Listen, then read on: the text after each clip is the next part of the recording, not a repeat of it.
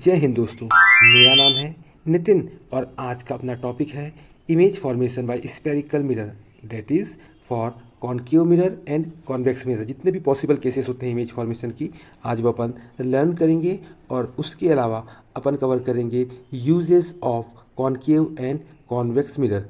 तो बिना time waste करे अपन स्टार्ट करते हैं image formation by concave mirror. Image formation by concave mirror, इसमें अपन फर्स्ट केस स्टार्ट करते हैं।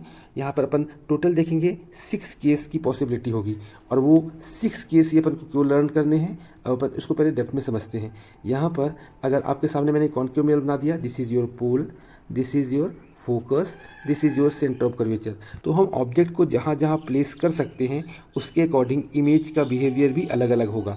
तो जैसा आपके मोबाइल स्क्रीन में दिख रहा है, we can put the object either very far, it means at infinity, beyond C, at C, between C and F, at F and between P and F.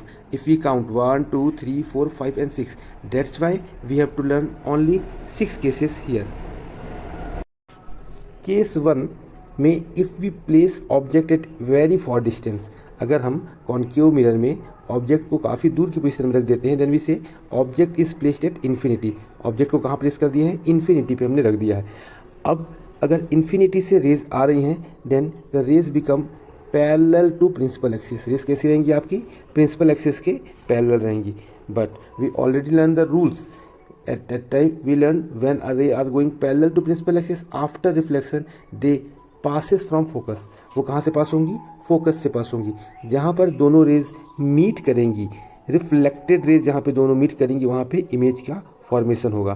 तो इस तरह से आप नोटिस करते हैं कि when we place object at infinity, image कैसे form होती है। जैसे आपके मोबाइल स्क्रीन में आपको दिखाई दे रहा है, just for your better understanding. अगर मैं यहाँ पे फिगर को स्लाइटली चेंज करता हूँ, आप नोटिस करिए, this is your concave mirror. अगर यहाँ पर इस कॉन्केव मिरर में हम एज्यूम कर लेते हैं rays are coming from infinity, it means they after reflection they passes from, अगर एक रेज मान लेते हैं पोल से पास हो रही है, तो यहाँ पर आपको पता है if rays are passes from pole then angle I is equal to angle r. उसी तरीके से सेकेंड रेज को भी अगर मैं रिफ्लेक्ट कराऊंगा, जहाँ पे दोनों रेज मीट करेंगी, इस पॉइंट पे आप नोटिस करेंगे यहाँ पर आपका इमेज फॉर्मेशन होगा, दिस इज योर इमेज। और यहाँ पर आप नोटिस कर रहे हैं यहाँ पे इमेज फॉर्म हो रहा है। ये दोनों एक ही केस को डिमोस्ट्रेट करने के दो अलग अलग तरीके हैं। तो ओवरऑल आपने नोटिस किया यहाँ पर ऑब्जेक्ट की साइज़ ग्रेटर है और इमेज की साइज़ स्मॉल है। अगर आप यहाँ पर ध्यान से नोटिस करेंगे तो हम कुछ यहाँ पर ऑब्जर्वेशन नोटिस करे हैं by getting information of image formation.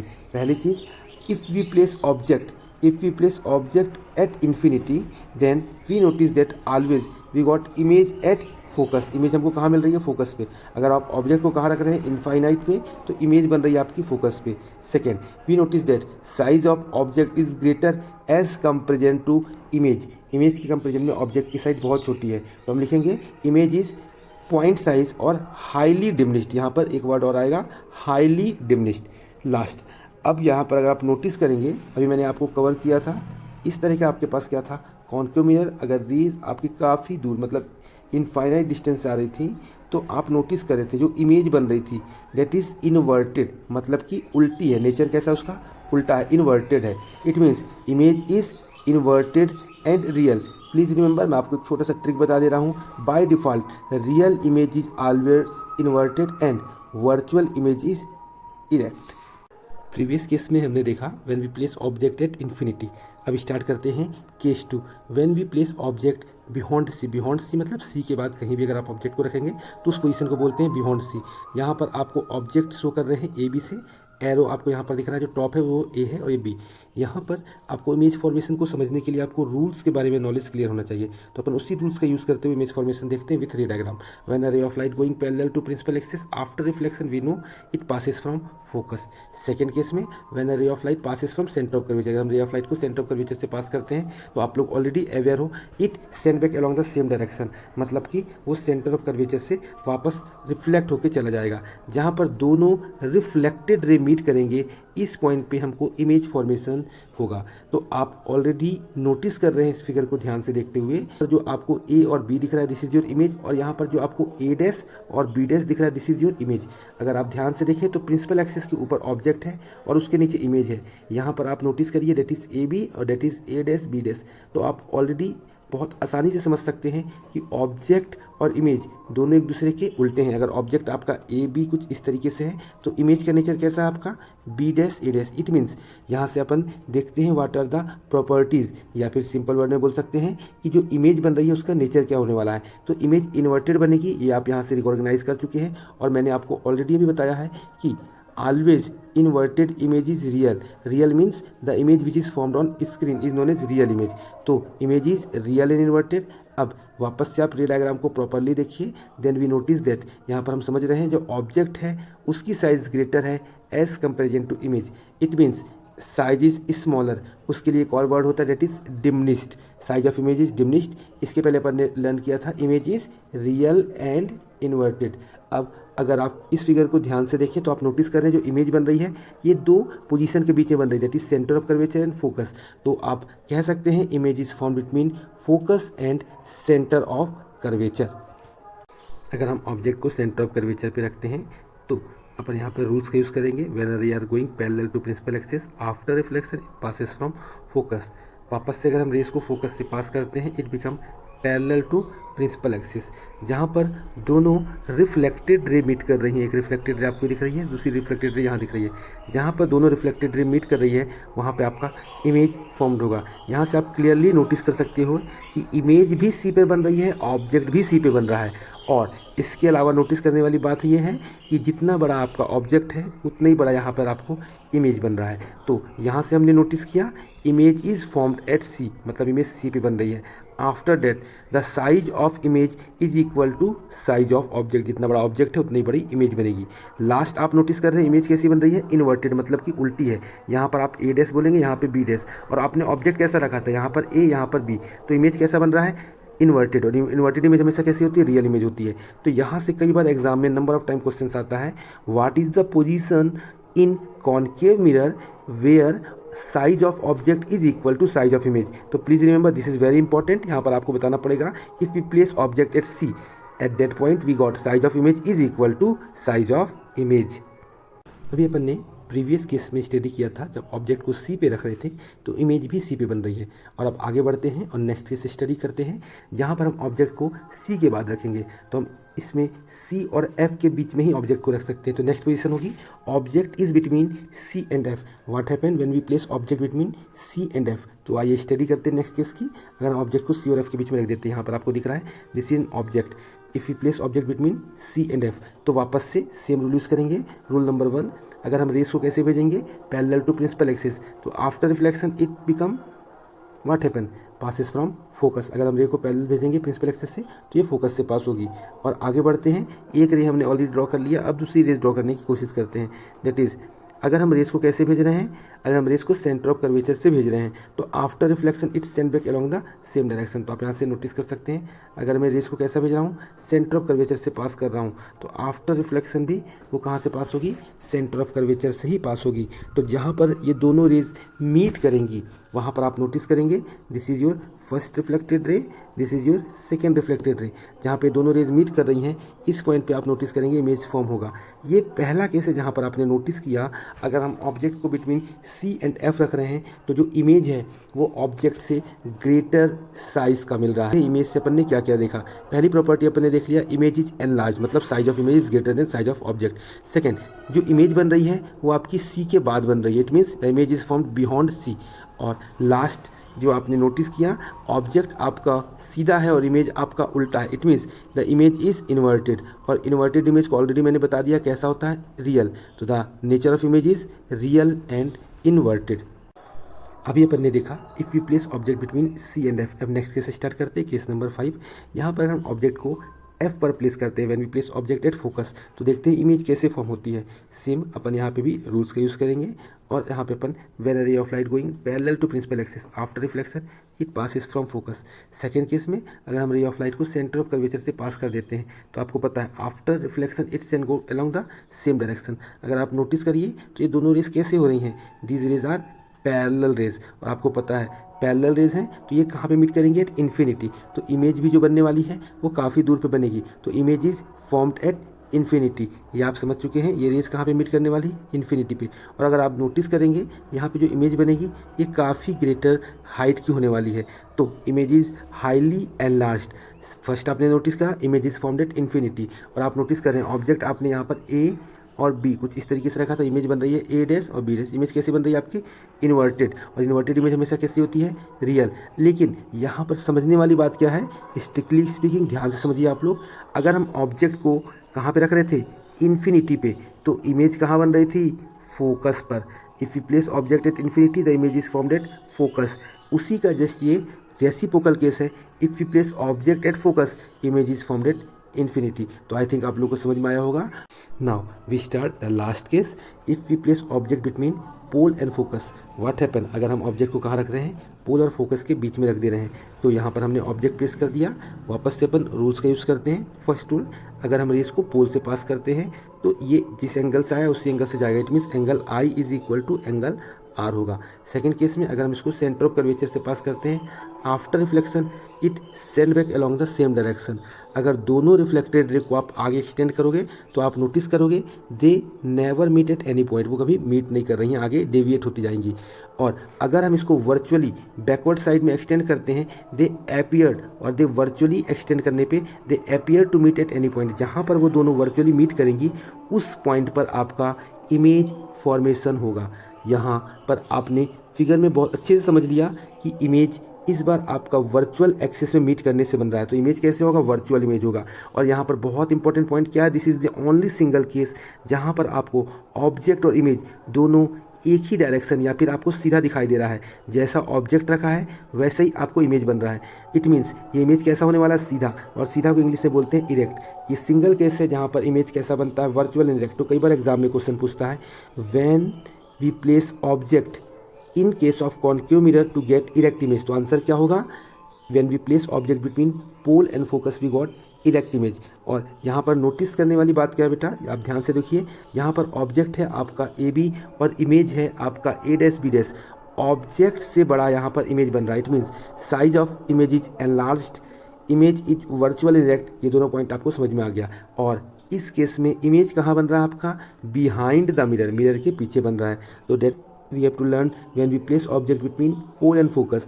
अगर आप यहाँ पर ध्यान देखें तो इसी एप्लीकेशन या इसी चीज़ का यूज़ करते हुए डेंटिस्ट क्या करते हैं, जब टीथ का एग्जामिनेशन करते हैं ड्यूरिंग टाइम ऑफ केविटी, तो वो नोटिस करते हैं वो कौन सा यहाँ पे मिरर यूज़ करते हैं, concave mirror to examine teeth. Apart now we learn image formation by convex mirror.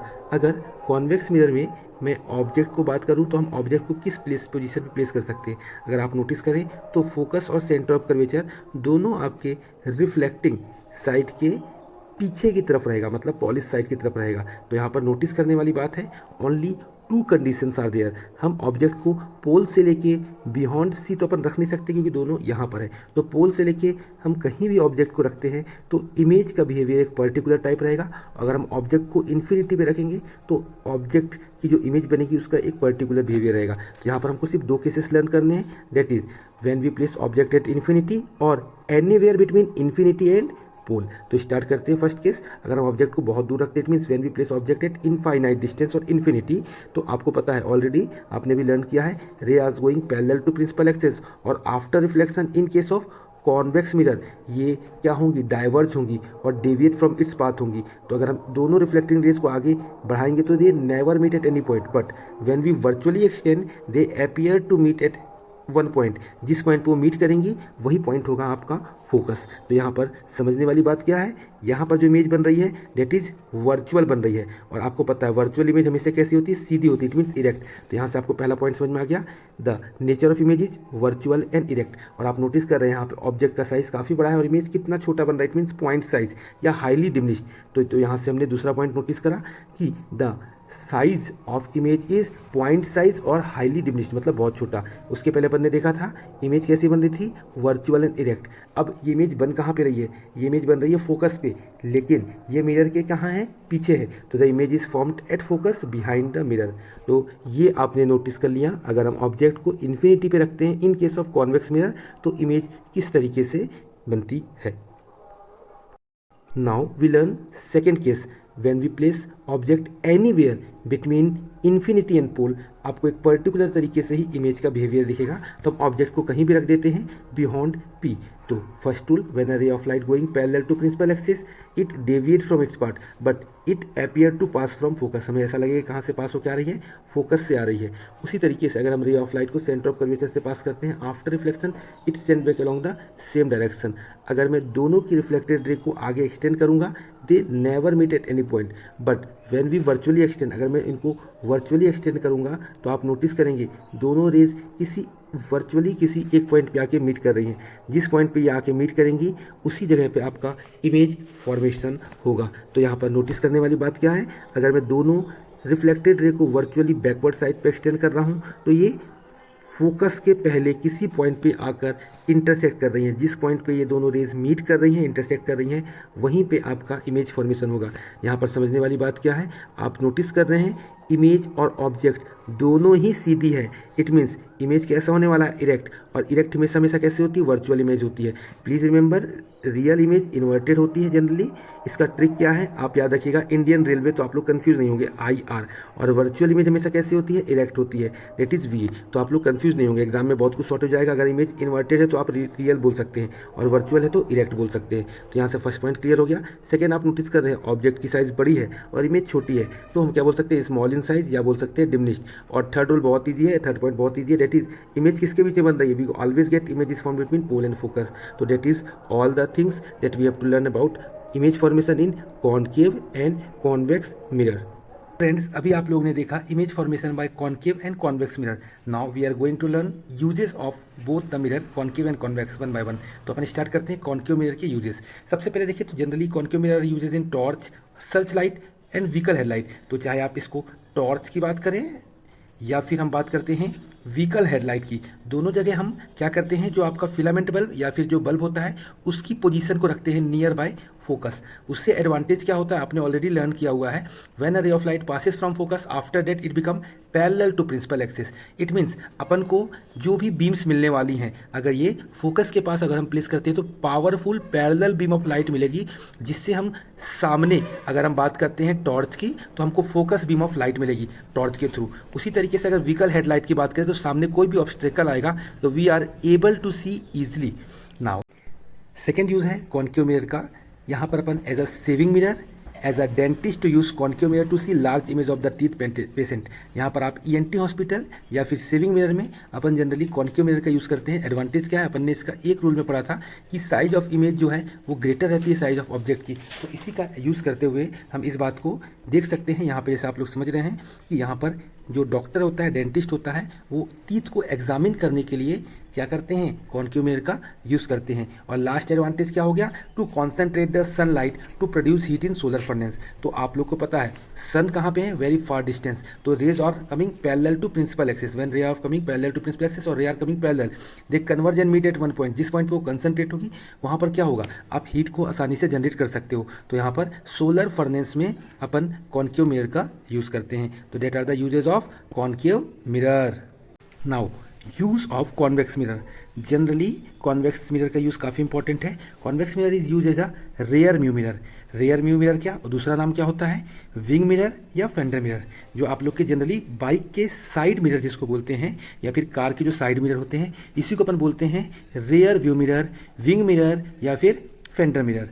इस मिरर का यूज़ क्या है, अगर where we use rear mirror, generally this mirrors are fitted on the side of vehicle, मतलब vehicle के side में रहता है। इससे क्या होता है, जो पीछे से जो ट्रैफिक आ रहा है उसको आप आसानी से देख सकते हो, बिकॉज ये क्या करता है, आपको व्यू प्रोवाइड करता है रेयर, या फील्ड ऑफ विजन को आपको इंक्रीज कर देता है, जिससे आप पीछे के ट्रैफिक को आसानी से देख सकते हो। यहाँ पर नोटिस करने वाली बात क्या है कि कॉन्वेक्स मिरर में इमेज आपको सीधी मिलती है, इट मीन्स इरेक्ट इमेज मिलती है, जिससे आप कोई भी ऑब्जेक्ट को देख सकते हो, और ये वाइडर फील्ड ऑफ व्यू को प्रोवाइड करता है। अपार्ट फ्रॉम डेट, अगर हम नोटिस करें तो कॉन्वेक्स मिरर जो आपका apart from rear view mirror या wing mirror we are generally use as a security mirror, security purpose के थ्रू, खासकर मॉल में, उसके अलावा जहाँ पर आपको सिक्योरिटी की जरूरत रहती है, खासकर जैसे आप लोग एटीएम में आजकल नोटिस कर रहे होंगे, एटीएम में सिक्योरिटी कैमरा के लिए अपन इस मिरर का यूज़ करते हैं। तो that is the usages of convex mirror.